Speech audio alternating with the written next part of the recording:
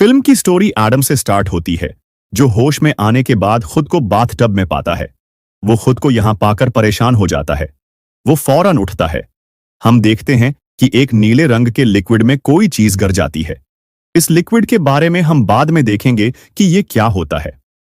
जब रोशनी होती है, वो डॉक्टर लॉरेंस को देखता है, जो एक पुरानी और गंदी बाथरूम में चेन से जकड़े हुए हैं। दोनों के सामने खून से लथपथ एक लाश पड़ी है। उसके एक हाथ में रिवॉल्वर था, जबकि दूसरे हाथ में टेप रिकॉर्डर था।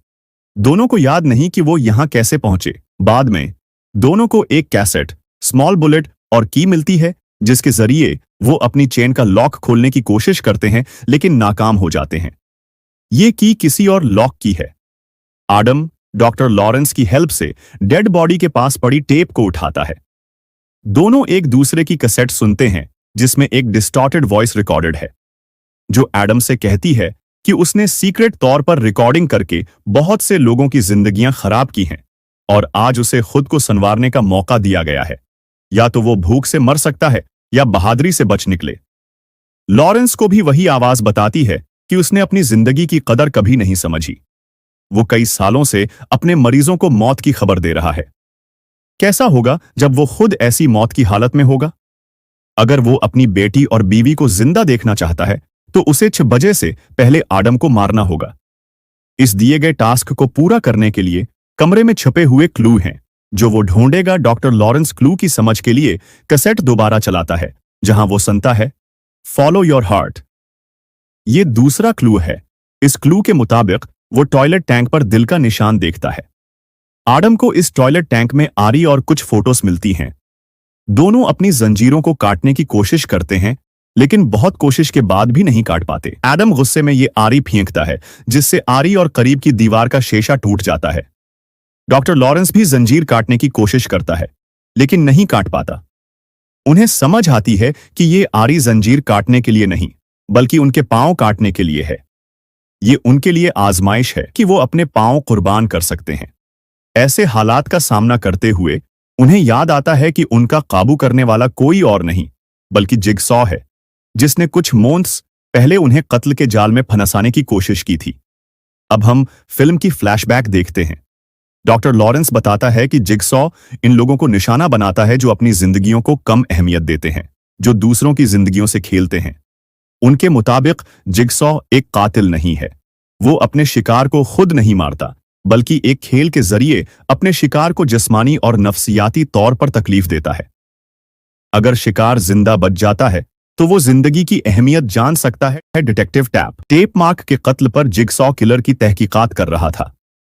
इसे एक पेन मिला, जिस पर डॉक्टर लॉरेंस के फिंगरप्रिंट थे। डिटेक्टिव को उस पर शक होता है, लिहाजा डॉक्टर से पूछगछ की जाती है। इन्वेस्टिगेटर डॉक्टर से मार्क के कत्ल के वक्त उसकी मौजूदगी के बारे में पूछते हैं। इस वक्त वो अपनी इंटर्नी से मिलने जा रहा था।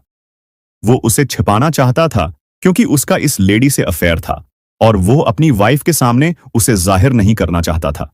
अरेस्ट होने से बचने के लिए उसे ये बताना पड़ता है। जिगसॉ के दूसरे शिकार अमांडा को बुलाया जाता है, ताकि वो किडनैपर जिगसॉ को पहचान सके, जो शायद डॉक्टर का है। भैंस बदलकर है, लेकिन अमांडा उसे पहचानने से इनकार कर देती है, क्योंकि उसने कभी जिगसॉ का असल चेहरा नहीं देखा था।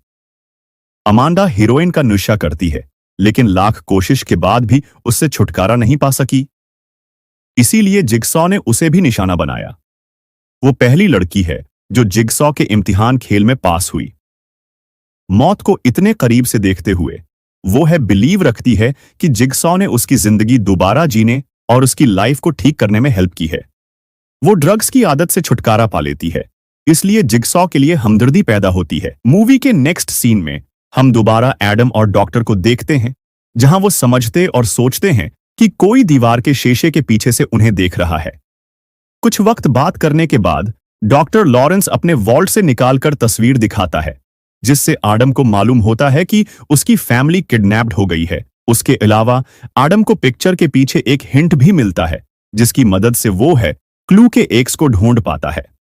एक्स के निशान के जरिए वो एक छोटा रेड डब्बा ढूंढते हैं, जिसमें सिगरेट लाइटर, फोन और डॉक्टर के लिए एक नोट होता है। उसे पता चलता है कि सामने पड़ी डेड बॉडी का ब्लड पॉइजनस है। जिससे वो सिगरेट को खून में मिलाकर एडम को देकर मार सकता है, मगर वो ऐसा नहीं करता।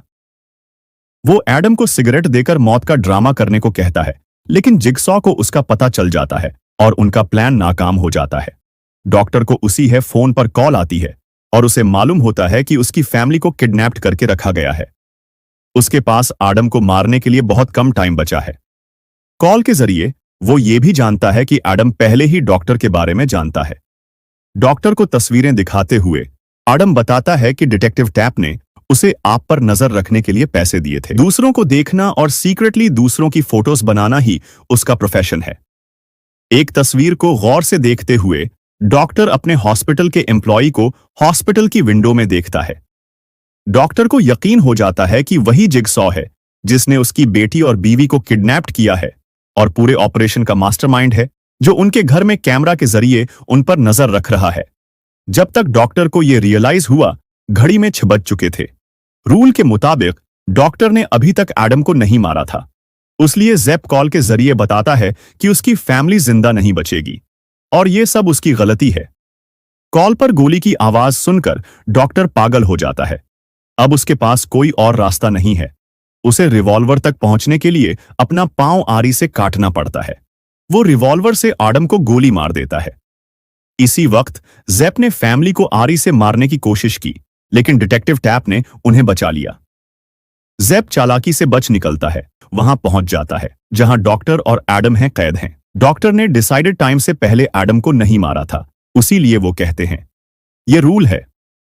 ज़ेप डॉक्टर को गोली मारने ही वाला होता है कि एडम गोली के जख्म से रिकवर होकर ज़ेप पर अटैक करता है और टॉयलेट टैंक के ढक्कन से उसे मार देता है। दोनों अब जख्मी हैं। डॉक्टर है हेल्प लेने का फैसला करता है और एडम को छोड़कर घसीटते हुए बाहर निकल जाता है। एडम ज़ेप की लाश से जंजीर की की ढूंढने की कोशिश करता है। उसे उसकी जेब से एक टेप भी मिलती है। टेप सुनकर उसे पता चलता है कि ज़ेप भी जिगसॉ के खेल का शिकार था। जिगसॉ ने उसके जिस्म में पॉइजन डाला था। उसका एंटीडोट पाने के लिए उसे हटा दिया गया। डॉक्टर की फैमिली को मारने को कहा गया था।